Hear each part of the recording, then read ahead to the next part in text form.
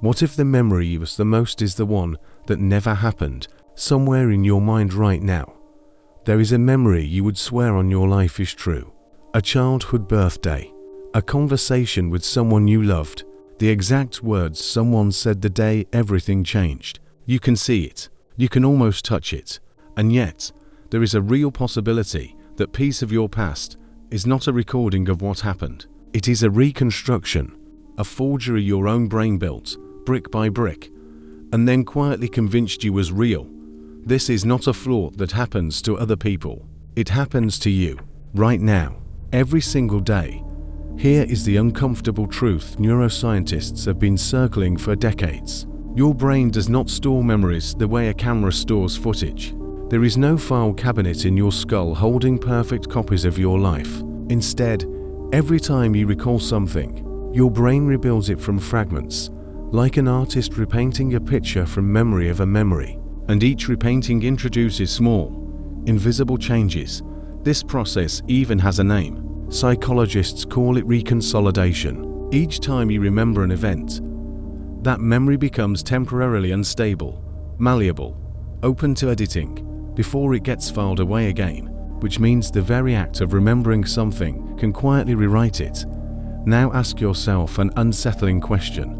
How many times have you replayed an old argument in your head, each time adding a little more clarity, a sharper insult, a more satisfying comeback? What if the version you remember is not what was said, but what you needed to have been said? In the 1990s, psychologist Elizabeth Loftus ran a study that would change how we understand memory forever. She and her colleagues convinced adult participants that, as children, they had once been lost in a shopping mall and rescued by a stranger. It never happened. It was entirely fabricated. And yet, after a few gentle conversations, a striking number of participants did not just accept the story. They began adding details: the color of the stranger's jacket, the fear they felt, the relief when their parent appeared. They were not lying. They believed it completely. This became known as the Lost in the Mall study. And it revealed something far more disturbing than a simple trick of suggestion. It revealed that human memory can manufacture entire, autobiographical events from nothing, more than a suggestion and a little imagination. So, why would a brain built by millions of years of evolution to help us survive be this unreliable? Because memory was never designed to be a historian. It was designed to be a survival tool. Your brain does not care about preserving perfect footage of your past. It cares about extracting useful patterns quickly, so you can predict danger, understand people, and make faster decisions. Accuracy was never the priority. Efficiency was. Think about what this means. The brain that keeps you alive is the same brain that quietly lies to you.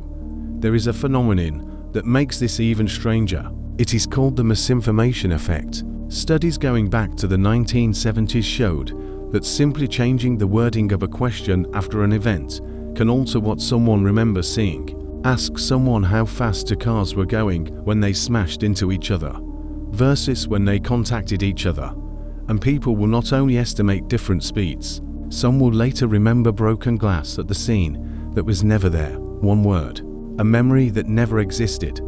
This is the part that should unsettle you the most. Confidence and accuracy are not the same thing.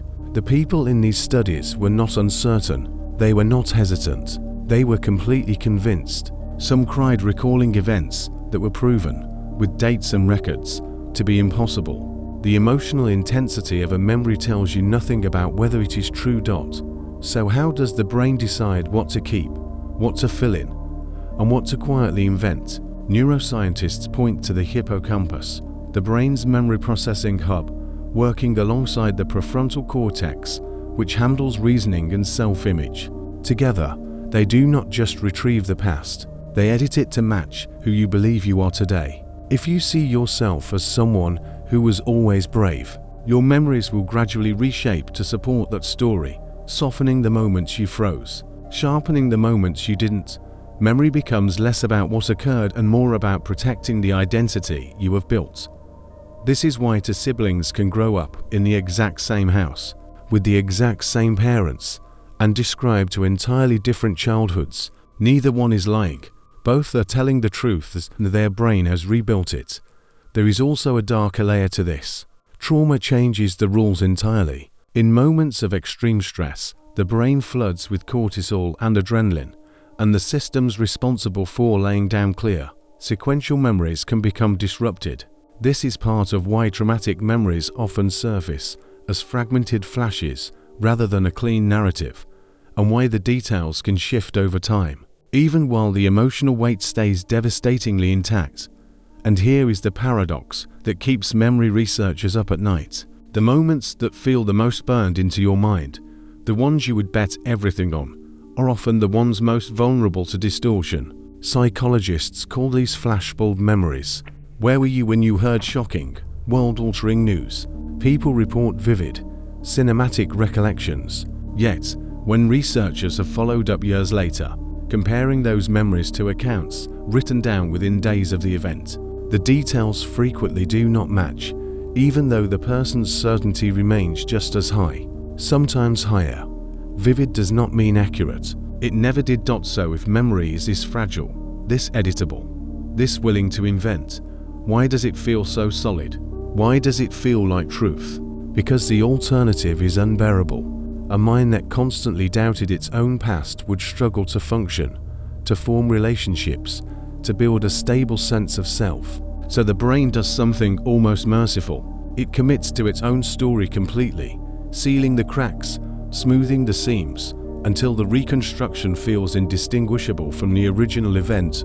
In a strange way, this is not betrayal, it is protection. Your mind is not trying to deceive you. It is trying to give you a self that makes sense, a past that explains your present, a story coherent enough to keep moving forward with. Maybe the goal was never to remember the past perfectly. Maybe memory was never meant to be a mirror. It was meant to be a compass, built not from what happened, but from what your mind needed to survive what happened. And perhaps the most human thing about you is not what you remember. It is what you were willing to believe.